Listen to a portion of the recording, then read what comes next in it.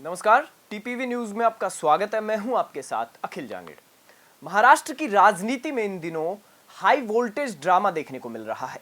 शिवसेना के बागी नेता और राज्य के कैबिनेट मंत्री एकनाथ शिंदे कुल 40 विधायकों के साथ अब गुवाहाटी पहुंच चुके हैं।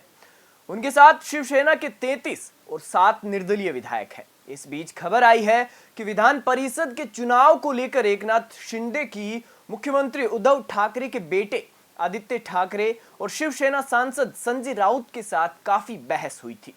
इंडियन एक्सप्रेस की रिपोर्ट के मुताबिक इस बहस के बाद ही शिंदे ने यह कदम उठाया था। चलिए आपको बताते हैं कि एकनाथ शिंदे की बहस क्यों हुई थी, किस बात को लेकर शिंदे बगावत पर उतर गए। सूत्रों के मुताबिक एकनाथ शिंदे ने विधान परिषद के चुनाव में कांग्रेस को दिए गए अतिरिक्त वोटों को लेकर विरोध जताया था। 2 दिन पहले एक होटल में जब विधान परिषद के चुनाव में वोटों के बंटवारे को लेकर बातचीत चल रही थी तो शिंदे ने राउत और आदित्य से अपनी असहमति जताई थी।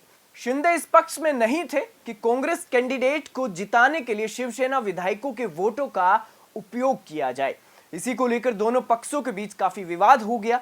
संभवतः यही वजह है कि शिंदे बागी हुए हैं। बताया यह भी जा रहा है कि इसी तरह के कुछ अन्य मामलों को लेकर भी पिछले कुछ महीनों से एकनाथ शिंदे खुश नहीं थे। दरअसल विधान परिषद के चुनाव में कांग्रेस ने अपने 2 उम्मीदवार भाई जगताप और चंद्रकांत हंदोरे उतारे थे, लेकिन उनके पास सिर्फ एक कैंडिडेट को जिताने के लिए ही वोट थे। कहा जा रहा था कि हंदोरे जीत जाएंगे और जगताप को जिताने के लिए शिवसेना के वोटों की जरूरत पड़ेगी। हालांकि इस चुनाव में जगताप जीत गए और हंदोरे हार गए। दूसरी ओर बीजेपी को 4 सीटों पर जीत मिली। ऐसा शिवसेना के विधायकों की क्रॉस वोटिंग के चलते हुआ। विधान परिषद के चुनाव में शिवसेना और एनसीपी को 2-2 सीटों से संतोष करना पड़ा। वहीं दूसरी ओर महाराष्ट्र सरकार में मंत्री और विधायक एकनाथ शिंदे की बगावत के बाद एमवीए गठबंधन सरकार के गिरने की आशंका जताई जा रही है।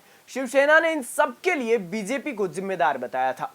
अब पूरे घटनाक्रम पर महाराष्ट्र बीजेपी अध्यक्ष चंद्रकांत पाटिल ने कहा कि जो कुछ हो रहा है उसके पीछे बीजेपी का कोई हाथ नहीं है।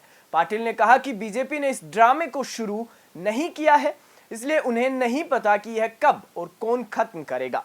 यह तो आने वाला वक्त ही बताएगा कि एकनाथ शिंदे की बगावत कितनी महाराष्ट्र की राजनीति में हलचल मचाती है। ऐसी देश और दुनिया की तमाम खबरों को जानने के लिए देखते रहिए टीपीवी न्यूज। नमस्कार।